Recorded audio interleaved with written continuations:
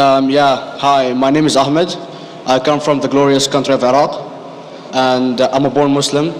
So my question is, how come I don't have the faith that you and the other Muslims have and some of my friends, even though I practiced Islam a lot and I even did Umrah, but I still do most of the sins that are forbidden in Islam, and I sometimes am lazy to do the prayer and the other subjects we have to do in Islam.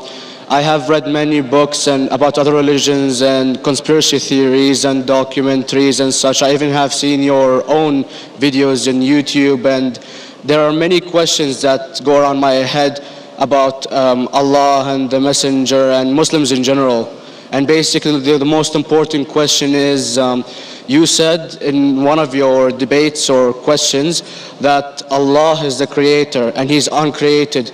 But I have realized, how can the uncreated exist? And if He exists, how can we notice Him?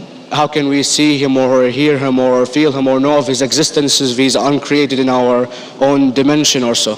That's one of the questions. Brother Ahmed said that he is a born Muslim. He comes from Iraq. He read the Quran, he read the books, but he commits many sins. He believes maybe sometimes he's agnostic and he's lazy for praying. Brother, before I answer your main question, if you do sins and if you are lazy for praying, that does not make you a non-Muslim. As long as you believe that praying is fard, sometimes you miss, it's a sin. It's a major sin that you sometimes don't pray, but that doesn't make you a non-Muslim. If you say praying is not required, then you're doing kufr. But if sometimes you do sin, sometimes minor sin, sometimes major sin, it is haram, it's forbidden, but that does not throw you outside the fold of Islam. There are sometimes waswasa of the shaitan asking you, you're a Muslim, but this is wrong in Islam, this is wrong, and it does deviate the person's mind.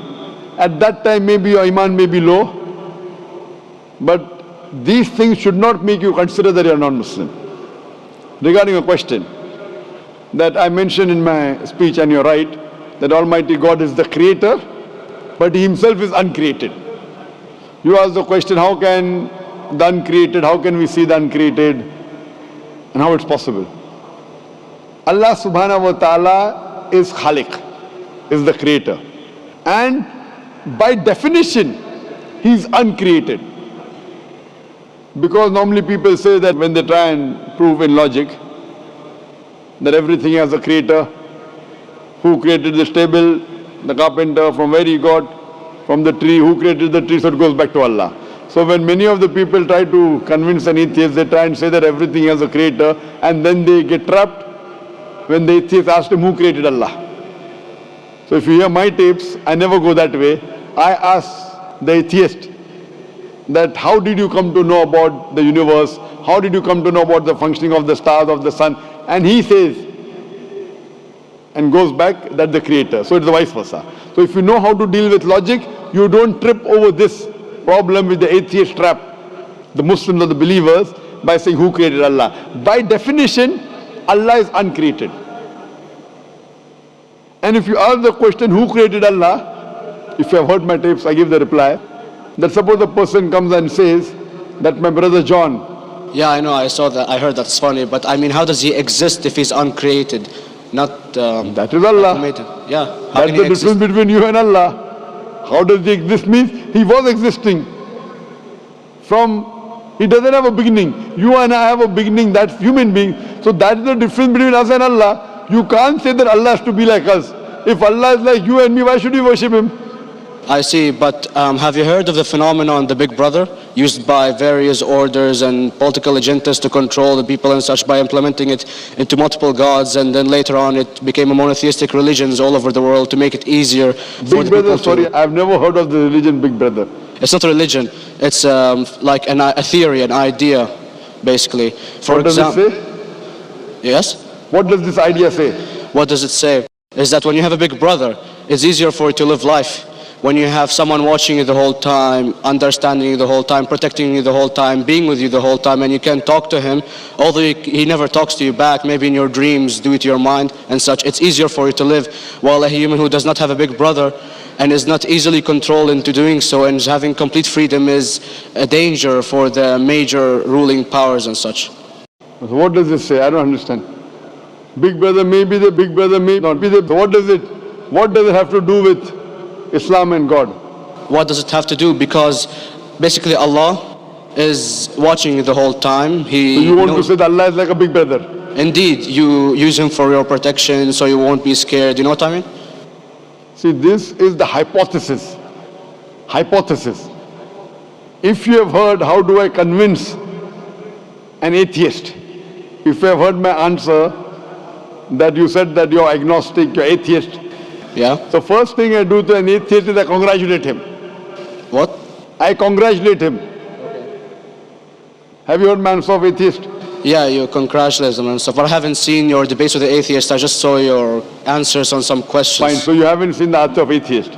No, but I've seen your debate with David William Campbell. And that's William Campbell is not an atheist. Yeah. Now when an atheist tells me he does not believe in God like your theory of big brother, yeah. And if you believe in that theory, I will ask you, first thing I do to the atheist, I congratulate him. You know why? Yeah, because they think and they don't follow what their parent does and such stuff like that. No. I congratulate him because he is not doing blind belief. The other people are doing blind belief. He is a Christian because father is a Christian. He is a Hindu because father is a Hindu. Most of the Muslims are Muslim because father is a Muslim. He is thinking. He says there is no God. He has said the first part of the Islamic Shahada, La ilaha.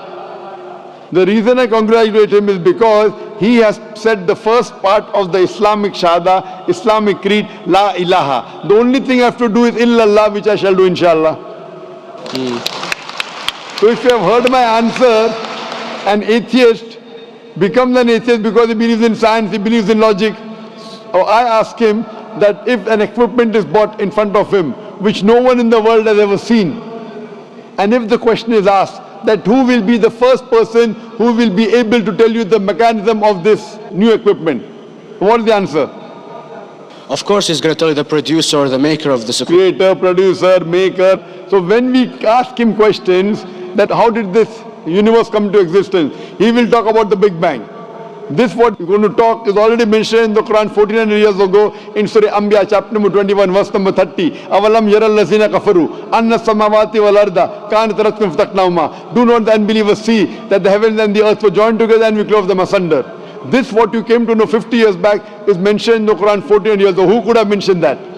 Well, in various civilizations in like 2000 or 5000 BC before Islam came or Christianity itself, there was various civilizations that are good in astronomy and they know more about our solar system than we do now, sadly. Brother, your knowledge of science is little, not in depth. I do agree. There are certain things which were known as hypotheses. For example, we came to know, we were proved that the earth was spherical in 1577. I know that in 6th century BC, there were Pythagoreans who believed that the earth was spherical. But the same Pythagoreans who believed the earth was spherical also believed that the earth was the center of the universe, which is wrong. You show me one civilization which believes 100% what the Quran has mentioned. I challenge you. What you say, so do you mean to say there was a person who said, okay, this civilization, out of 100 things, these 2 things are right. Out of 100 things, these 5 things are right. Out of this 100, and picked and chose. Who can do that? No one besides the Creator. Even if you know that there were 10 different civilizations, hundreds of civilizations, there is not a single civilization that you know in the past which knew 100% of science what we know today. So where is your logic? Where is your theory? I do know that certain things were hypotheses, which were proved later on. But there is not a single civilization which knows everything what is mentioned in the Quran. So the answer goes back to the original question, who could have collected this in the Quran? Someone 1400 years back, could he do and say, okay, out of these 100 things, these 3 are right, out of these 100 things, these 2 are right, out of this, it's not possible. Mathematically, it's not possible. Well, you never gave the idea of extraterrestrials or so. I mean, knowledge is power. And brother, I'm asking you a simple question. We are not come here to have a debate. Yeah. I'm asking you a question. Point out a single civilization. You're asking something else. Yeah. We are not here to discuss. You can come in the room and discuss. You ask a question, I'm giving you the answer. You gave about old civilization. I told you you're right. But out of 100 things, 98 they were wrong. So I'm asking you, who could have mentioned this in the Quran? You're talking something else now. Yeah, well, I'm asking a simple question, 2 plus 2 equal how much? You're saying, I'm telling you 3 multiplied by 3 is how much? I'm asking a name, you're telling that where do you live? I'm asking a simple question, name me a single civilization which has everything what was mentioned in the Quran. Do you know of any or not? Yes or no? Well, not everything, of course. Even not 10%. Why? Babylon knows of most of the planets and such. Planet is not the only thing mentioned in the Quran. There are 1,000 things mentioned in the Quran. To say what 1,000 things are mentioned in the Quran, 10% would be equal to 100 things. Did Babylonian civilization knew about 100 things mentioned in the Quran? No, because they You don't cannot. have the They knew 5 or 6 things. In percentage wise, very small. So, of course. Who can be the author of the Quran besides the creator to know what is right, what is wrong? Today's science has established the hypothesis mentioned by Babylonian so many centuries back is today proven. So these were hypotheses in the past, which out of them many have been rejected, some have been accepted. So to collect all which is 100% correct has to be from the creator and no one else. Hope that answers the question.